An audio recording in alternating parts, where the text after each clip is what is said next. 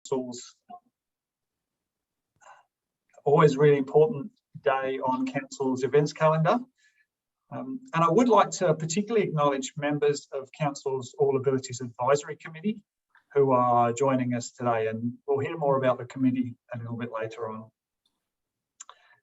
And this is a day that's observed by the United Nations. So we're joining people all around the world in celebrating people of all abilities and joining the effort to raise public awareness, understanding and acceptance of disability. And another important addition to today's events, we'll be launching Council's latest Access and Inclusion Plan, which I'm really excited about. But before we get going, just a little bit of housekeeping to start with. So if you require closed captioning, you can activate that via the CC icon at the bottom of your screen. And you will be able to ask questions at any time during our presentation by posting them in the Zoom chat function. And we will get to answering the questions later in the presentation with various members of our panel from today's presentations. So now to start our proceedings, I am delighted and it's my pleasure to introduce Councillor Rose Hodge to say a few words. Rose, over to you. Thank you, Chris. And I'm really looking forward to today's Zooming with all these terrific people that we've got on it. And before I start, I'd also like to acknowledge the Wadawurrung people and the Gudurjin and the Gudabun people of Eastern Maar and the traditional custodians of the land that we now call Surf Coast Shire. We value the special spiritual and material relationship that they have with country, and we can affirm that Surf Coast Shire is committed to a meaningful journey in reconciliation. Welcome everyone. This really is a significant event on Councillor's calendar, and particularly this year with the launch of the new Access and Inclusion Plan. Firstly, I'd like to acknowledge fellow councillors, Mike Bodsworth, and I think Adrian Schoenfelder was a late apology, members of our Council's All Abilities Advisory Committee, and extend a very special welcome to our 2021 International Day of People with Disability Ambassadors. To Kate Takola, Tim Carty, Miranda Millen and Thomas Byrne, thank you, the four of you, for being part of our online and advertising campaign this year, sharing your experiences and advice and illustrating some of your challenges to help promote the day and what it aims to achieve. And also for powerfully highlighting that living with disability does not necessarily mean being in a wheelchair or dependent upon carers. International Day for People with Disabilities seeks to increase public awareness, understanding and acceptance, but it's also about celebration. We acknowledge and celebrate people of all abilities from across the Shire, their achievements and all the contributions they make to our communities.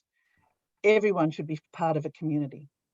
Council is committed to improving access and inclusion and to build a healthy, well-connected community where everyone can participate. Our new Access and Inclusion Plan will help guide how we do that, and I look forward to hearing about it more shortly. But I'd also like a very special thank you and a congratulations to all our All Abilities Advisory Committee members for their wonderful contributions. I can assure that councillors and officers greatly appreciate and value the vision and leadership these members show in finding ways for our community to be more inclusive. One great example of that is the Ausland. They recommended to council that we should have Ausland to help people with hearing impairments. And this has now been funded in our budget. The Ausland project aims to have interpreters for 4 council meetings, 10 major events and 3 pre-recorded this financial year. And we've already tried it and it's been so successful at our Australia Day 2021 online event and also our Positive Ageing Festival launch in October. And of course, we welcome their support today. Currently, councillors provides captioning for pre-recorded videos as well. Live streaming events and meetings don't have it as yet, but that's going to be our next project and really looking forward to that. So these positive and inclusive outcomes are a great demonstration of the great work that our committee does. And I look forward to hearing about more of the committee's great work shortly. So on behalf of Mayor Libby and Council, I welcome you all to the International Day with Disability event. And we celebrate people of all abilities across our Shire and look forward to finding more ways to help community more accessible and inclusive. And if I can just finish off on a personal note, my son, I have a 27-year-old boy that has autism and an intellectual disability. But today he's out shopping at op shops in Torquay, so spending all his pocket money. But it's great that we've got such wonderful people that help us, Genu and other agencies, to make sure they're in the community. Connor's now in the Torquay community 2 days a week, and I think that's absolutely fabulous as a mum.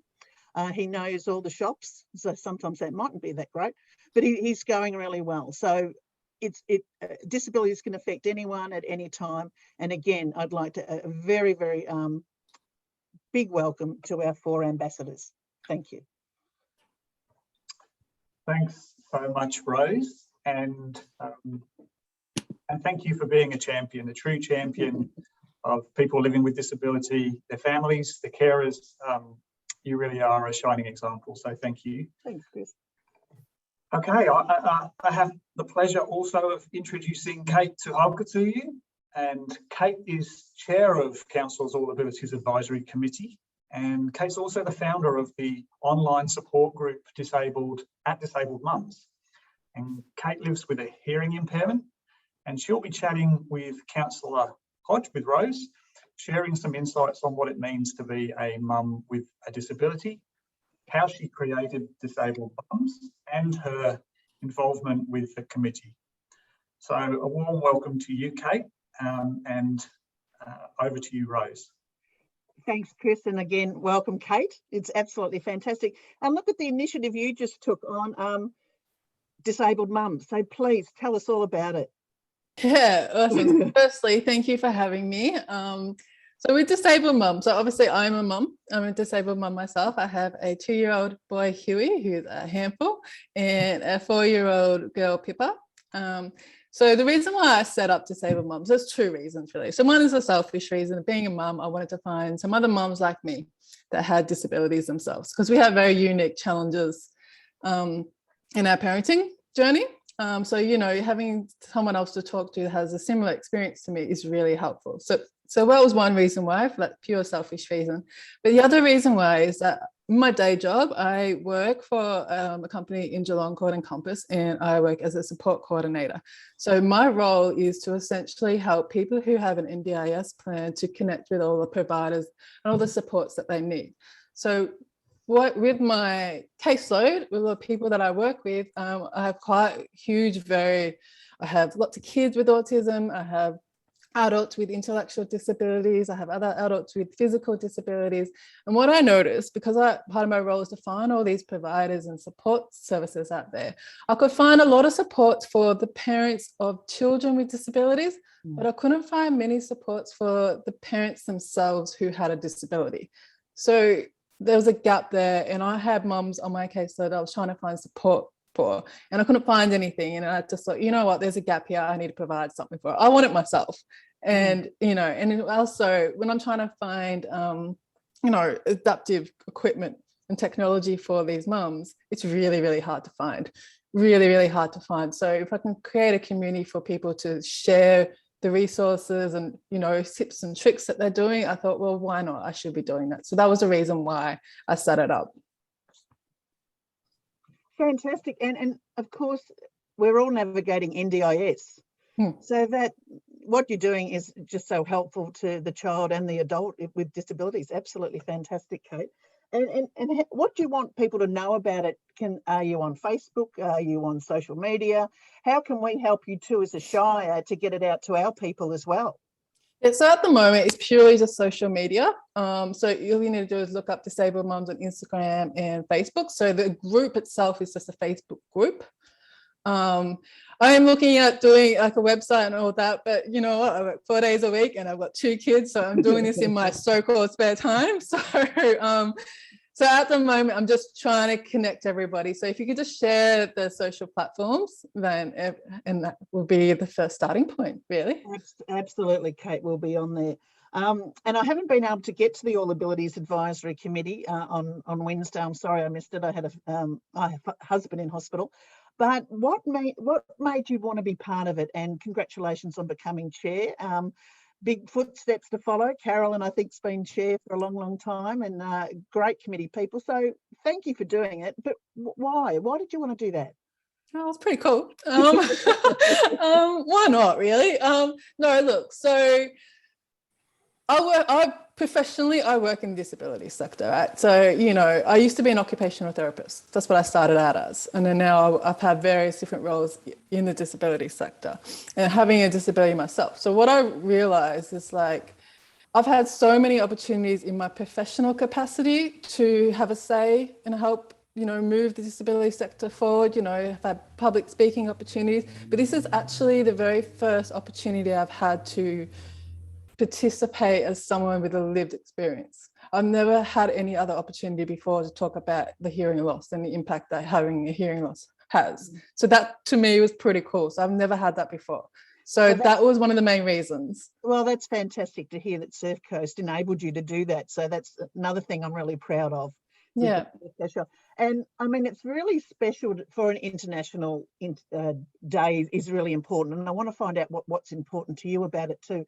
But in another sense, so I think we shouldn't need this day. Every day should be special. Every day should be just an ordinary day that everyone can be inclusive. But it is a day on December the 3rd. And what does that mean to you?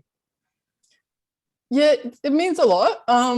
So I think identifying that you are disabled is, you know, it can be really difficult for some people. So to be completely honest, I never saw myself as disabled till a few years ago, till I really had the kids, because that's when I started to really, you know, have some challenges because, you know, I was worried, am I going to be able to hear my child crying? I live in a 2-story house. So, you know, I was worried if the kid's going to be downstairs, am I going to be able to hear them if they hurt themselves, those kind of things. So I started to look into it more. So I think recognizing that, you know, there's an identity as being disabled and, you know, you have a community around you. But it's not, that's one thing. But the other thing is that we still face so much discrimination being disabled. So we need to keep talking about it. So I think it's so important that we have this dedicated day to remind everybody that it's still happening. There's still lots of ableism happening. There's still lots of discrimination happening. So it's so important that that conversation continues. I think you probably covered my last question, and that was, what's your big wish if we had an access and inclusion in Surf Coast Shire? What's your biggest wish that we could all try to? I'm going to emphasize on the word big here. So I'm going to go for it. Go for it. I think we are a tourist destination, right? And I would just love it if the Surf Coast Shire was like the #1 place in all of Australia for like being known for the most accessible and inclusive place.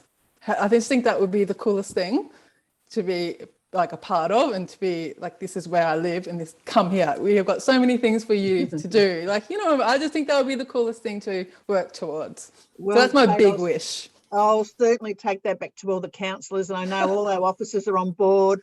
So if we can get the committee going, getting all the ideas in, let's see what we can do together in the future. Absolutely. I can see Fiona's joined us now after Kelly, so welcome, Fiona.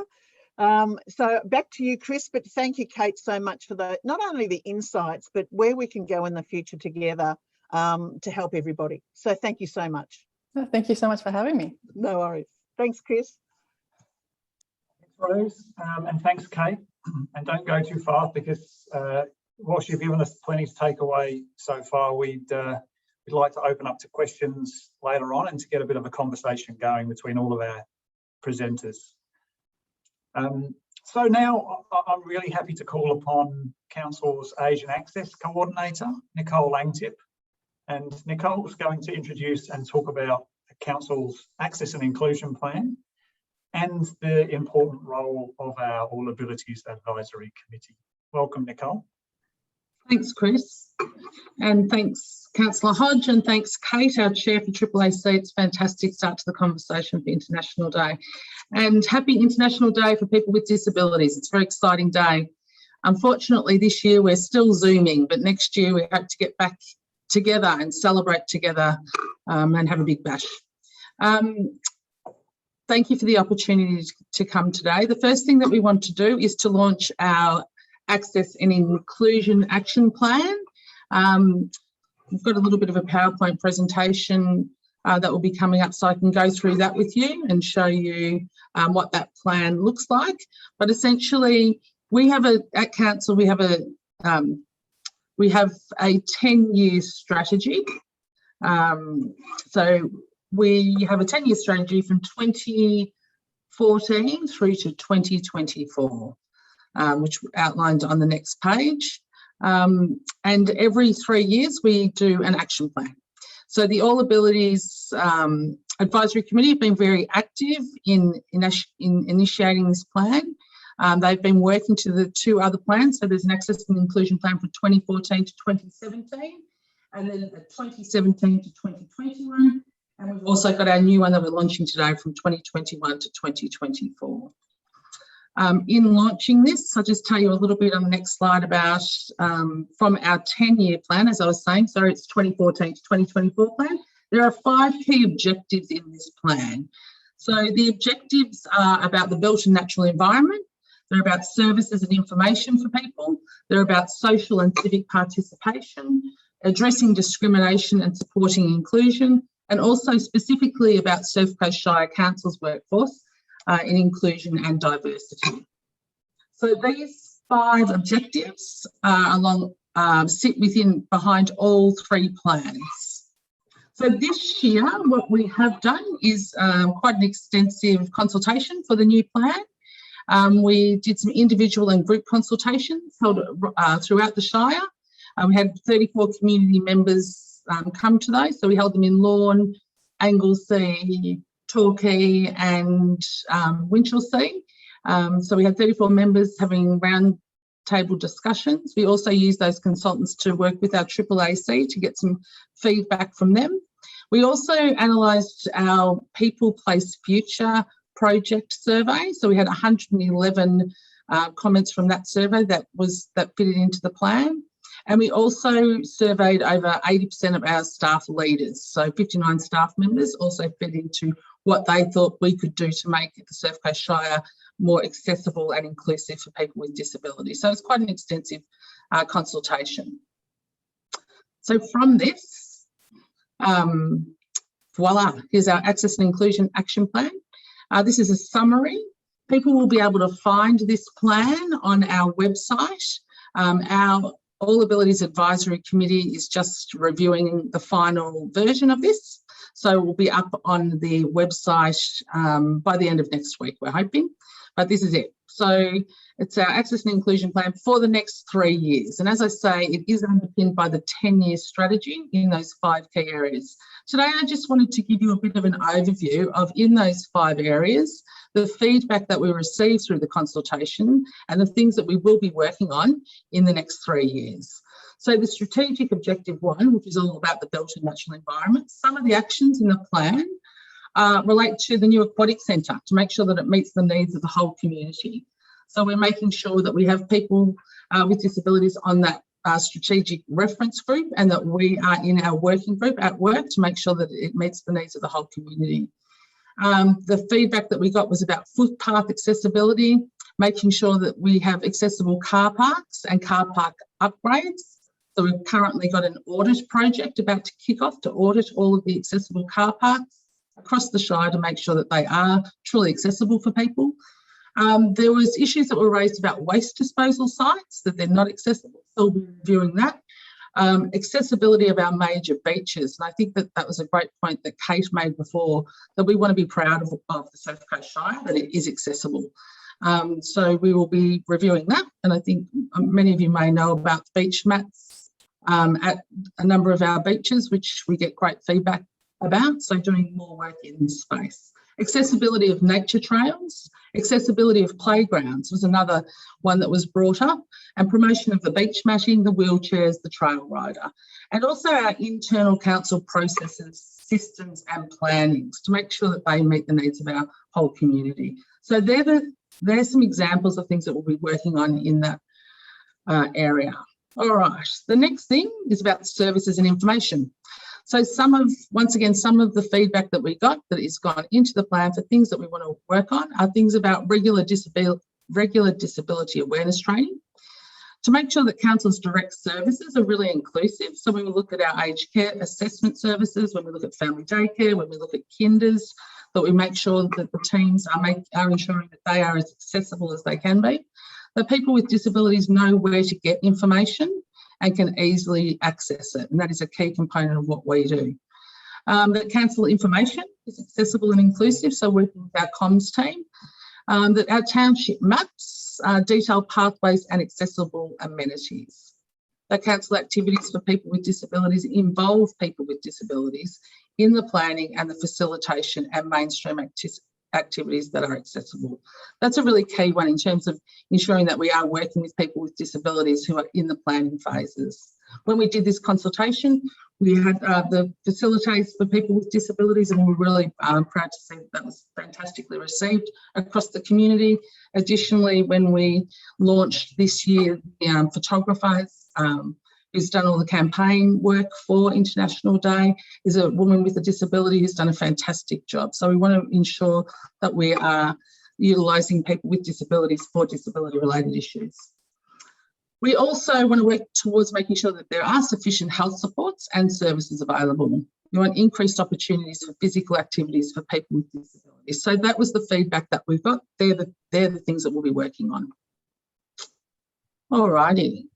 Social and civic participation is another strategic objective in the 10-year plan. So some of the actions that came up in the consultation were about continuing to support the fantastic work that the All Abilities Advisory Committee do, that ensuring that council's community engagement activities are inclusive, that meaningful work opportunities are presented, that meaningful opportunities for volunteering are presented, and increasing access and inclusion for people with disabilities at festivals and events. So that's one, hopefully now post-COVID or moving out, that we can really activate. So looking forward to doing some work in that space also. Obviously, a big one is about addressing discrimination and supporting inclusion. So some of the issues that came up in our consultation that have gone into our plan in this area include increasing disability awareness among community groups, sporting clubs and businesses, recognition of groups and clubs who are successful at providing good outcomes in this way. Improved physical accessibility of local businesses is a really crucial issue. Working with our Economic and Tourism Department at Council to activate this. Accessible tourism is promoted well. Advocacy for improved public transport, which is obviously an issue right across Council, and making sure that we're including the specific issues related to people with disability when we're talking about transport options moving into the future. The climate emergency and environmental sustainability, that we involve people with disability and address their specific needs. Actions to prevent family violence against women and address the needs of women with disabilities specifically. So lots of stuff to work on there. Strategic Objective 5 is about our Surf Coast Shire Council workforce in regards to inclusion and diversity. So some of the actions in this are to ensure that our staff who have disabilities receive adequate support that they need, and to find out what needs are there. So to increase opportunities for people with disabilities to work for Council, and I think we've started on that, so we want to improve on that. Recruitment processes are more inclusive for both the employees and volunteers. It's a fantastic point that one of our All Abilities Advisory Committee members is quite passionate about. And staff are supported and encouraged to thrive in our workplace. Council's access and inclusion plan is effectively implemented. So that is a summary of the broader plan, which you can find on Council's website by the end of next week. One thing that's really important to note, because there's a lot in there, is that this is a council-wide plan. So it is our job in the Access and Inclusion team is about ensuring that the teams across the Shire are all activating that plan, that's not just us doing it. So we've had great success in the past in doing that, and we will continue to work on that as we go forward. I'd like to introduce, if I can, our Access and Inclusion worker, Al Steele, if she is around. Hi, Al. Al has just come on board with the Surf Coast Shire Council as our Access and Inclusion worker, and has done everything to get today and our campaign up to scratch. So I just wanted to thank you, Al, and introduce you as the Access and Inclusion worker. Did you want to share a bit of your story with? Yeah, I am a person with a disability lived experience and have worked in this space on and off for the last 10 to 12 years. So I'm really interested in continuing this passion project of mine in making everything accessible in terms of online accessibility and infrastructure accessibility. So if you need to contact me for anything, please do. My details are on the website that you'll find this link for the webinar as well. So I can't wait to get my teeth stuck into this plan and get everything happening. Fantastic. And it's great to have you on board. So thanks, Ellen. Thanks for all the work you've done getting today up to scratch. My pleasure. All righty.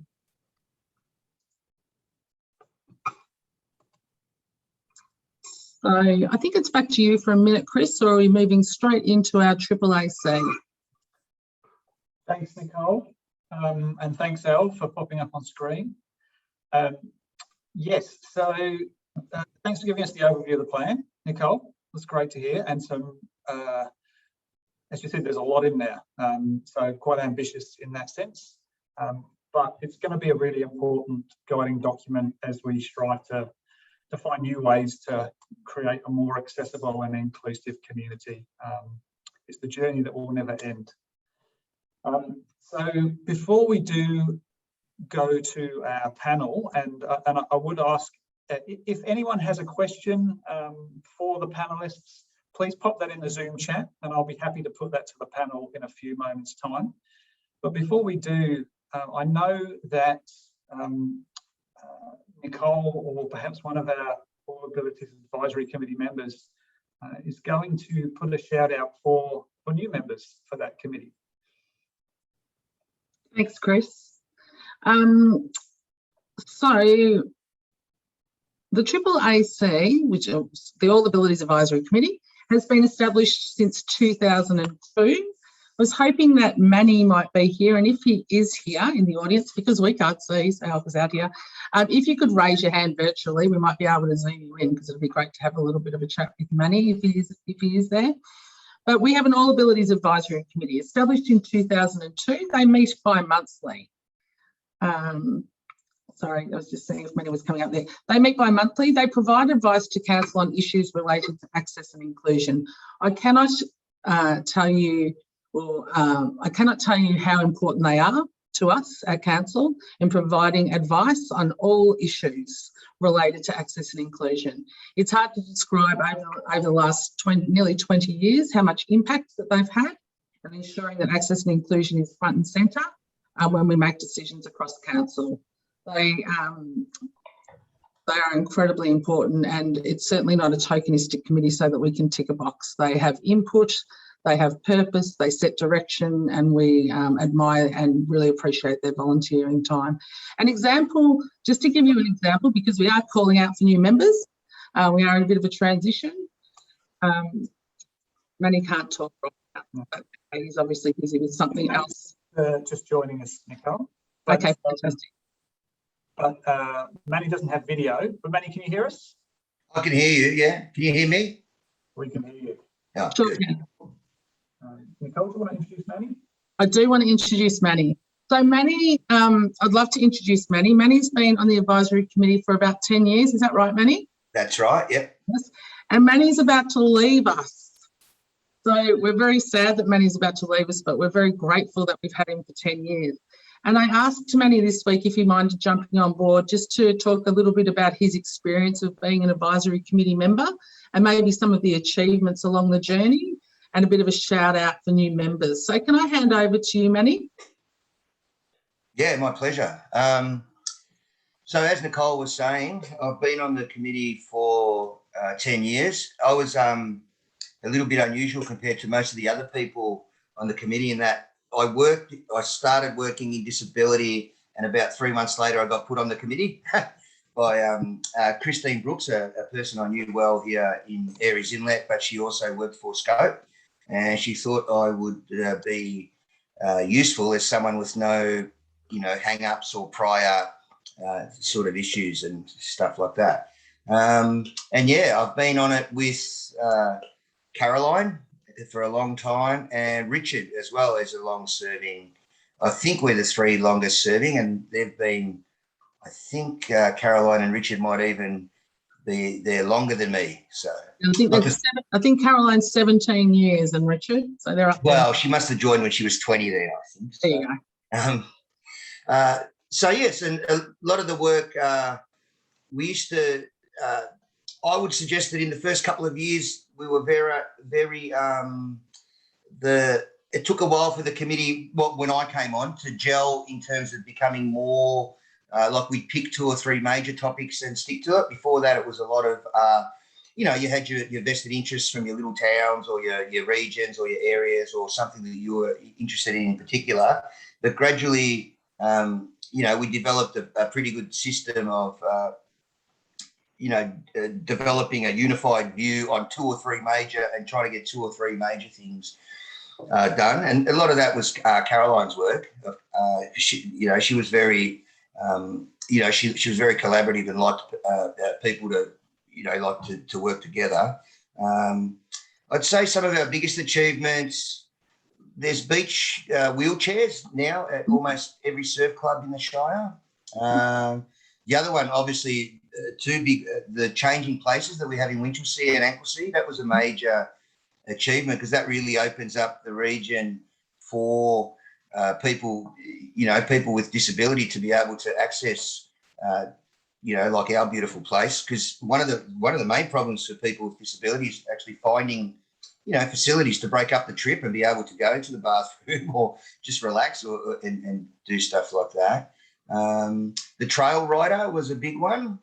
And also International Day of People with a Disability, in our time, I think we've made it a bigger and better thing. So, those are some of the things. Like we also work a lot now with the asset and infrastructure management people. So we do contribute our ideas to, how accessible facilities are, or to take into account that before we start working on things. So, it's always better to do it in the beginning at the design stage than to retrofit. Yep. And so if anyone's got any questions, but it's hard for me to think, because when you think about it, that we have actually achieved quite a lot, and it's hard, without having notes in front of me, to think of every single thing we've done. So, I really appreciate that, Manny. I was just looking at our agenda. So AAAC meet bi-monthly, and we had a meeting this week. We have 11 participants from the community representative, and Councillor Rose Hodge is our councillor representative. And I was looking at our agenda this week just to give people a bit of an idea of the things that we do talk about. So on our agenda this week, we had staff coming in from the different departments to get advice from the committee on trail accessibilities, on communications team leader come in and talk about digital accessibility for council's social media and our website.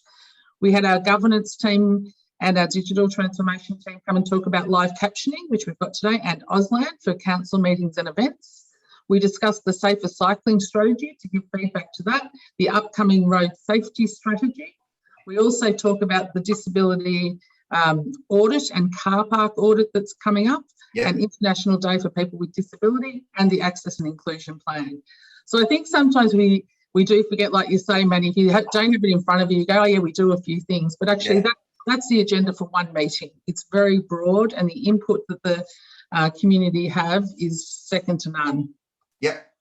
And one other thing I'd like to say is the collaboration just in the last year or so, or 2 years, with the active ageing and the like. That's been pretty good. Positive Ageing Advisory. Positive Ageing. Sorry, Active Ageing's Golden Plains Shire. That's another committee I want. So we do have a Positive Ageing Advisory Committee, and I mean the thing that we need to say about that is we never ever want the two to be combined as one. No.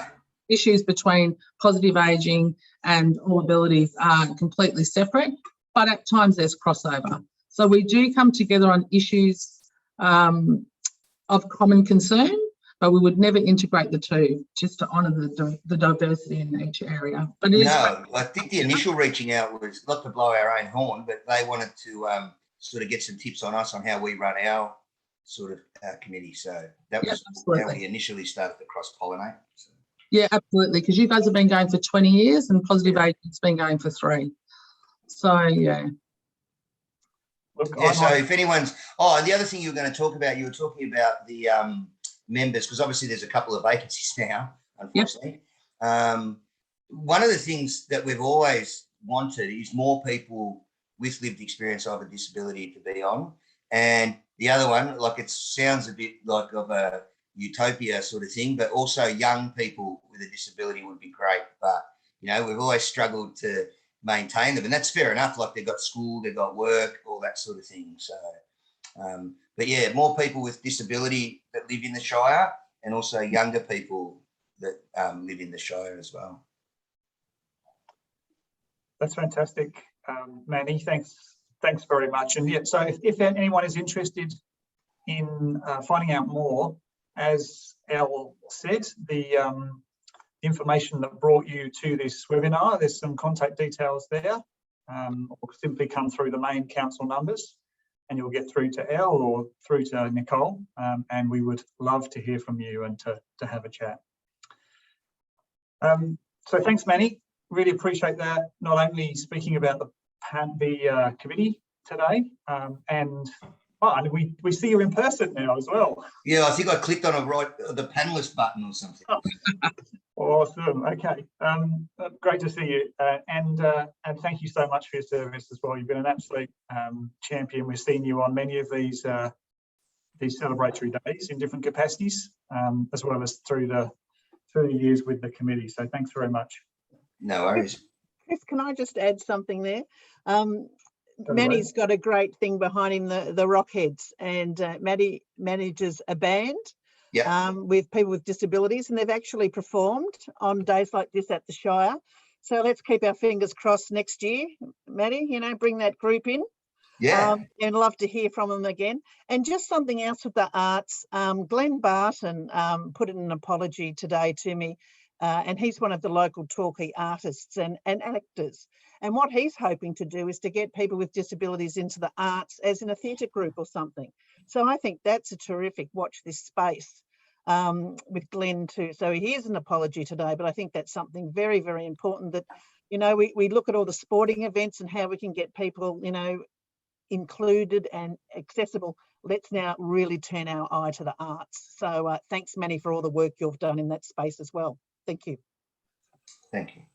Well said, Rose. So I might ask if Kate can join us too. And I'm going to, just before we get going with a question, and please, if you have other questions, just drop them in the Zoom chat. I'll pick them up and ask them on your behalf. But we did have a comment from John Fitzpatrick, who is one of Council's project managers, who was extremely grateful for the advice provided by the committee during the design of an extension project to the Grant Pavilion, which is here in the north of Torquay, which is currently being constructed. So John's very grateful for that advice, and that's great to hear from you, John. So thanks for that. So thanks for joining us again, Kate. Right, so we've got about 10 minutes to see what we can draw from these panelists. There was a question for you there, Kate, and you probably had time to ponder on that, and I'm going to ask it on behalf of Amanda. So how can we work to address the difference between how people are accepted with a visible disability and those with disabilities that are invisible? And how can we change the status and general awareness of this issue? Yeah, it's a tricky one, isn't it? And I think what we can do as a Shire is, you know, making sure that any campaign we do, any awareness that we do show the diversity in disability. Disability doesn't look like one thing. So the more we raise awareness and the more we educate people about that, the better outcomes that will be. My personal thing, I don't actually like the term invisible disability very much. This is a personal thing, because it's not always, there's so many elements of disability that you can see and that you can't see. So even if you see someone who's a very physical disability, you can see that there's still elements of that disability that you just don't know about. I'll give you an example with my experience, right? So I have hearing loss, right? And so, yeah, maybe I can't hear you, or maybe I'll say things like, oh, what, can you say that again? But there's other things as well that happen. So because I need to concentrate for so long, I tire quite easily. So by the end of the day, if I have a full day of meetings, I'm zonked out. I'm totally tuned out. You know what I mean? So nobody would ever know that unless there's that awareness. So that's just an example that there's always different elements to a disability that we just don't know about. So I think if we could just raise awareness that there is a lot of diversity in disability, there's so many things we don't know about it, and, you know, kindness trumps all. That's probably the most important thing to address that. That's great. Thank you.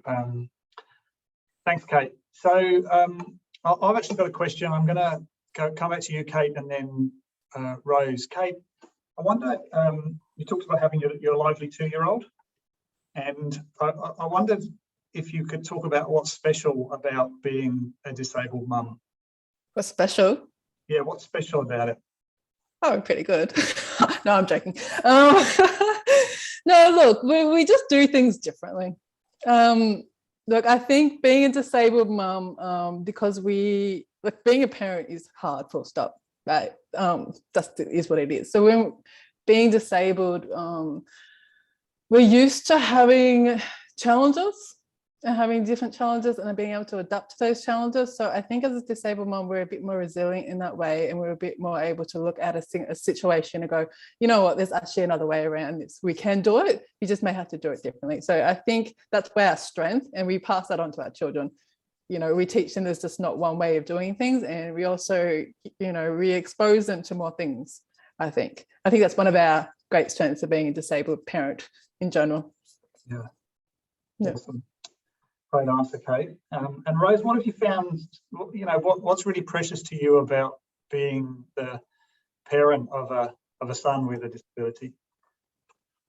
I think, you know, trying to get people to accept him as he is, and that's all you want, acceptance. But he's special, you know, every kid is special, but there's just something about Connor that makes people laugh and smile.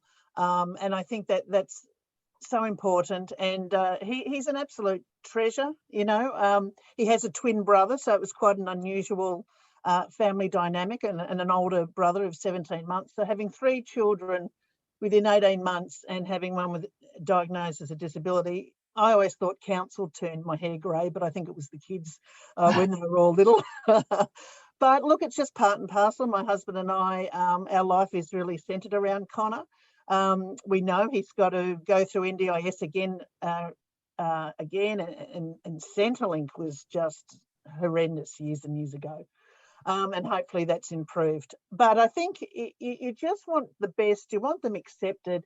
And I suppose in every parent's mind is what's going to happen when, you know, you get older and you pass away. What's going to happen to your son or daughter then? And, you know, you can trust, do you trust governments? Do you, you know, that to me is the hardest thing, is to trust people. I had to give, you know, even Connor, when he first left sort of the safety of the Barwon Valley school bus to going into taxis. There's all these hurdles that as a parent you think, oh, am I going to get over it? And you do. But sometimes, you know, if you hit a hurdle, well, you just got to go around it, you know, and you got to juggle. But, you know, they're very special, but the parents really need support too. Even, you know, parents without disabilities, sometimes you're at a bit of a loss of what I can do. And we're very lucky with Connor, you know, but I know some other parents with children with autism, it's tough, and Manny sees it all the time in the physical presence as well. So I don't know if I've answered your question or if I've rambled on too long, but, you know, as a parent, all you want is acceptance. All you want is them to be able to, you know, walk down the street or go into a shop without, you know, the second look or third look. That's all you want. Thanks, Rose. And that does lead me to, Manny, do you want to add there? And you've just gone on mute. Just on what Rose was saying, I could just add, like, just from all my experience with, because I've got a lot of older cohort. When I say older, you know, more mature people with a disability I work with as well. And that is the biggest stress for families is what's going to happen when I'm not there. And I don't know, I haven't got the answer, but governments and service providers and everybody has to sort of get a grip on it, because the families do really stress about the advocacy and like who is going to support their children when they're not there anymore. So. Thanks, Manny. Yeah, that's a tough one. Following on from that comment and your comments, Rose and Kate, and really this is, I might come back to you, Kate, and then pass it round. So where have we got more work to do as a community? But also, what encourages you? What have you seen that's changed positively? God, what's worked? Look, I think so. I've only been with the committee since, when did I start, Nicole? Probably the start of this year, I think. I think one of the things that the committee and the community is doing really well is raising awareness, and the fact that we actually have this committee is amazing. Like, that's just incredible. Like, I've spoken to some other people and they think it's amazing. They don't have anything like that with their council. So that's pretty cool. I think we're already on the forefront there. And what's really cool, when I first applied to join the committee, one of the things I wanted to know is, do you actually take on our advice? You know, is it not just going to be it's just a show kind of thing? And I'm really proud that we don't just do it for show. You actually do take our advice, you do implement it. I think that we do that amazingly, and that's I'm very proud of that. So we do that really well. I think in the community, one of the things I really want to see improve is more the small businesses in the area. I feel like we need to educate the small businesses in the area about accessibility. You know, if you go down the shops, you can't, you may be able to get into a shop, but you can't navigate around because they put all the clothes are stacked closely to each other. You know, things like that. We just need to raise awareness and educate the small businesses here how to be more accessible. And it's not just the physical accessibility, it's, you know, it's the digital online accessibility. One of the great things about COVID for me is the thing of video calls. Everyone does video calls now, and I lip read. This is amazing. It makes my job, my ability to work really great. So that's been a really good thing with COVID. And obviously people are doing, you know, online booking systems and stuff like that. Things like that are really great. So, you know, I just think as a community, we've done some great things. But I think the small business community could do with a lot more education on how to be accessible for everybody. And I think we could help with that. And speaking in that, you know, obviously helping people find employment as well. How we can help disabled people gain employment in the region would be an incredible thing. I think we should we needed to do better at that. Thanks, Kate. Absolutely. And Rose, what have we got to work on and what's encouraging? Well, what is really encouraging is now the state government knows the importance of 3-year-old kinder. And this is a great breakthrough with picking up either disabilities very early. Because if you're a first-time parent, sometimes, you know, you don't know everything about your child. And 3-year-old with the teachers have got a lot more experience on picking up. But getting young people at the 3-year-old, 4-year-old in school to see people with disabilities. I know when I was young, wheelchair people went into scope, you know, your rally people went on a blue bus, you know, there was deaf schools, blind schools. Thank goodness for inclusion into communities. And it doesn't suit everyone with all disabilities, I know that. Connor had 2 days at Torquay Primary with his brothers and 3 days at Bowen Valley to get that specialised care.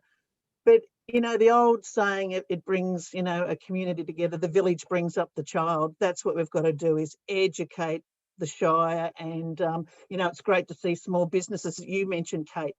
But to me, it's just education, signage, anything that we can think of that would include people. But I love it when children with a disability is early at school, so that kids growing up in the next generation, it's part of them.